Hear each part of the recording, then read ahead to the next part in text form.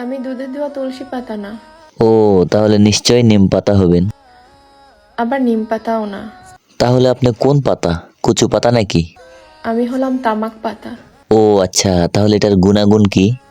যে আমাকে জ্বালাবে সে নিজেও জ্বলবে। ওরে বাবা, তাই নাকি? তাহলে তো আপনাকে একটু জ্বালাতেই হয়, তো জ্বালানোর আগে হে ইউ হ্যালো আমার ভালোবাসার মানুষজন, চলে আসলাম এই আপুকে জ্বালাতে। তাহলে চলেন আজকের ভিডিও শুরু করা যাক। ও তার আগে welcome to roast and revive. So, enjoy it. বাবু, তুমি কি বুদ্ধি দিয়েছিলা? জনি ভাই তো অনেক ভালো মানুষ, সে নিশ্চয় তার মতোই কোনো ভালো বুদ্ধি আপনাকে দিয়েছে। এতগুলো টাইম আমার নষ্ট করে দিলা শেষ পর্যন্ত কিনা। জানি না, তো বিষয়টা খুবই ইন্টারেস্টিং, তো মজা পাচ্ছি না। আপনি খুলে বলুন, মানে সব কথাবার্তাগুলো খুলে বলুন। লজ্জা লাগে। একটা বিবাহিত ছেলে, ওই আবার বাচ্চার বাবা। আমি আগেই বলেছিলাম। আমি আর কি বলবো, কথা বলার ধরন দেখে বুঝতেছেন না যে আপুটা ভয় পাইছে। আর ভয় পাওয়ারই কথা, বিবাহিত ছেলে আবার বাচ্চার বাবা, তার যন্ত্র তো একটু বড় হবেই। আর আপু তো ছোট, তাই না? আহারে, তুমি কেন করলে এরকম জনি বাবু? জানি না। জানেনই তো সে ভালো মানুষ। ভালো মানুষের বুদ্ধি আপনি নিছেন কেন? দোষ তো সব আপনারই। তুমি যা করছো এই জনি সিং করছো জনি। তাই তো দেখতেছি। এতক্ষণ মনে করছিলাম অন্য কারো বাগানের কলা গাইছে, এখন তো দেখতেছি জনি দাদার বাগানের কলা গাইছে। আরে আপু, এটা তো বোঝনি, জনি দাদার কলা তোমার হজম হবে না, বদ হজম হয়ে যাবে। ধরো, আমি আইতেছি ওমর ভাই, আমি জানি আমি আইলে তুমি আমার ঠিক মাইনে নিবে। উপরে আল্লাহ নিচে জমিন, কথা সত্য। হ্যাঁ হ্যাঁ, কেন না? আপনি তো জনি দাদার বাগান থেকে ঘুরে আসছেন, আর ওমর ভাই আপনাকে মানবে না, এটা কোনো কথা হলো? আপনি যান, সমস্যা নাই, কিন্তু যাবার আগে ওমর ভাইয়ের কাছে কিছু বলার থাকলে বলেন। ওমর ভাই, তুমি এবার বিয়ে টিয়া করনি তো? বাচ্চা মাচ্চা আবার নাই তো? না, তুমি খুব ভালো ছিল, তুমি এটা করতেই পারো না। আমি আইতেছি। না না, ওমর ভাই এরকম করতেই পারে না, কিন্তু আমার সন্দেহ আছে যে ওমর ভাই আপনার মতো মেয়েকে বিয়ে করবে। তো আমার তো বিশ্বাস হয় না যে আপনাকে বিয়ে করবে। নিঃসন্দেহে তুই ঠিক কথা বলেছিস।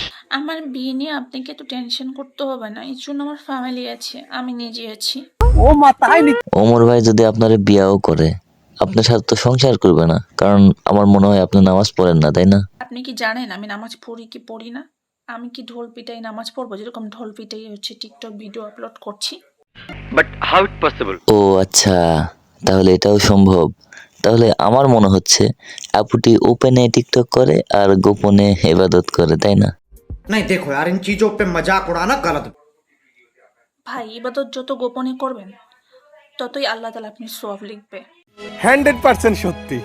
দান ইবাদত এগুলো সওয়াব করার জিনিস না। ঠিক আছে ঠিক আছে। আচ্ছা, আপনি এত ইবাদত বন্দেগীকারী মহিলা, তাহলে ওমর ভাইকে বিয়ে করার পরে তার জন্য আপনার কি কি কন্ডিশন থাকবে সেটা একটু বলেন। আচ্ছা, একটা কমেন্ট আসছে, কমেন্ট এখন পড়ি। হ্যাঁ, সমস্যা নাই, পড়েন পড়েন, পড়া শেষ হলে তারপরেই বলেন, সমস্যা নাই। ভাই আমরা মধ্যবিত্ত ফ্যামিলির মেয়ে, আমার বাবা শিক্ষিত, আমার মা শিক্ষিত, আমার বাবা জব করে, আমার মা জব করে। এসব বালছাল শুনতে চাইনি।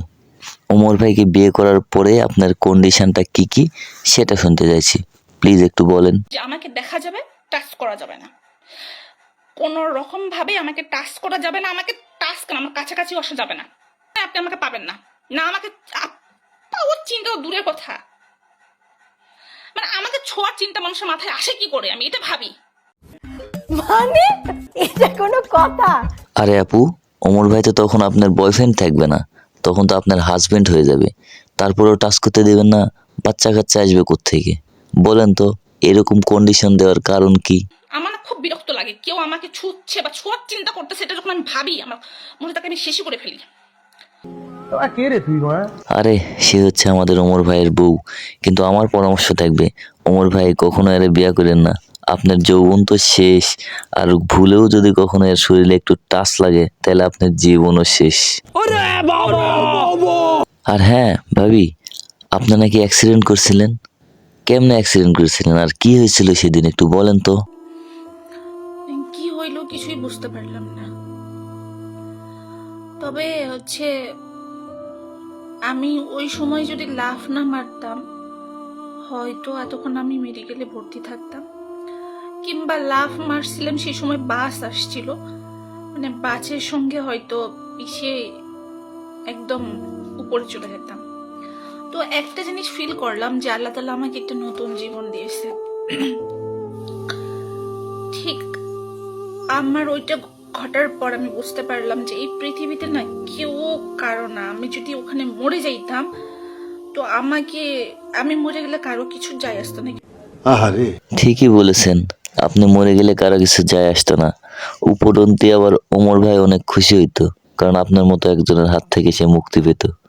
বিষয়টা হাস্যকর মনে হলো, হাস্যকর না ভাই, তাকে যে আল্লাহ একটা নতুন জীবন দিয়েছে, এই জীবন সে কি কাজে ব্যবহার করবে বলেন? সে এই ভিডিওটা করার পরেও অনেক লাড়াচাড়া দিয়ে ভিডিও করছে। আল্লাহকে নতুন জীবন দিয়েছে এরকম টিকটকে ওড়না ছাড়া ভিডিও করার জন্য, আর সে নাকি ওমর ভাইয়ের বউ হতে চায়। বাহ বাহ বাহ বাহ, বিষয়টা হাস্যকর না? তো হ্যাঁ গাইস, আজকের ভিডিও এই পর্যন্তই। ভালো লাগলে চ্যানেলটাকে সাবস্ক্রাইব করো, like comment and share please. Good bye and good night. শব্দ কে করলো? মোবাইলে চার্জ শেষ।